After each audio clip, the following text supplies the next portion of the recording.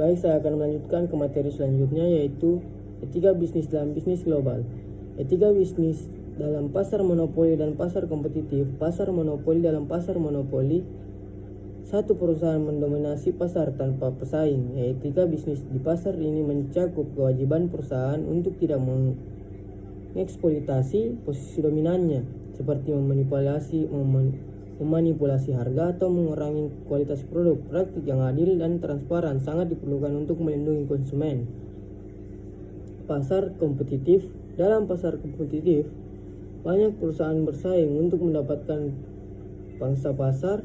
Etika bisnis di pasar ini itu menurut perusahaan untuk bersaing secara sehat, menghormati hak konsumen, serta tidak menggunakan praktik tidak jujur atau merugikan pesaing seperti penipuan atau sabotase. 2. Keunggulan moral. Pasar bebas. Pasar bebas memungkinkan persaingan yang adil, di mana harga dan kualitas ditentukan oleh permintaan dan penawaran, bukan oleh intervensi pemerintah. Keunggulan moral pasar bebas mencakup pemberian kebebasan kepada konsumen untuk memilih produk terbaik, serta mendorong perusahaan untuk terus meningkatkan efisiensi dan inovasi. Namun, pasar bebas juga harus diimbangi dengan regulasi untuk mencegah praktik eksploitasi atau ketidakadilan.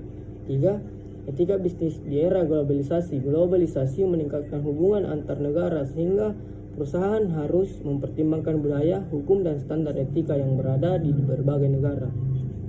Etika bisnis di era globalisasi menuntut perusahaan untuk bertanggung jawab sosial, menjaga keberlanjutan lingkungan, serta menghormati hak asasi manusia dalam operasional internasional. Transparansi, integritas, dan komitmen terhadap kesejahteraan masyarakat menjadi sangat penting. 4. Dampak globalisasi terhadap organisasi. Globalisasi membawa dampak signifikan pada organisasi seperti perluasan pasar internasional, diversifikasi produk, dan adopsi teknologi global. Namun, globalisasi juga menuntut organisasi untuk beradaptasi dengan regulasi dan persaingan global.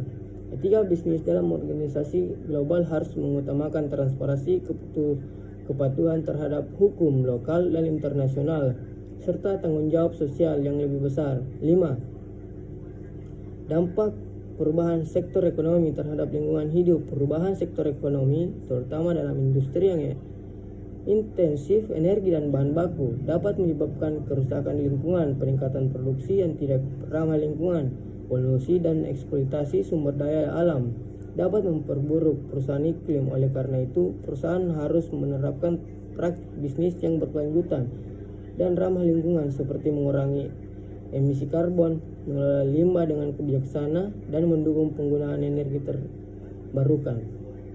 6. Implikasi bisnis global.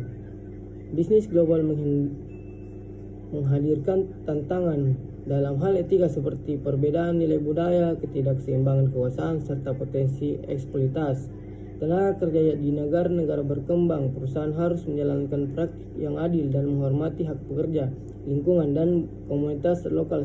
Selain itu, transparansi dan akuntabilitas dalam bisnis global menjadi penting untuk menghindari korupsi dan penyalahgunaan wewenang.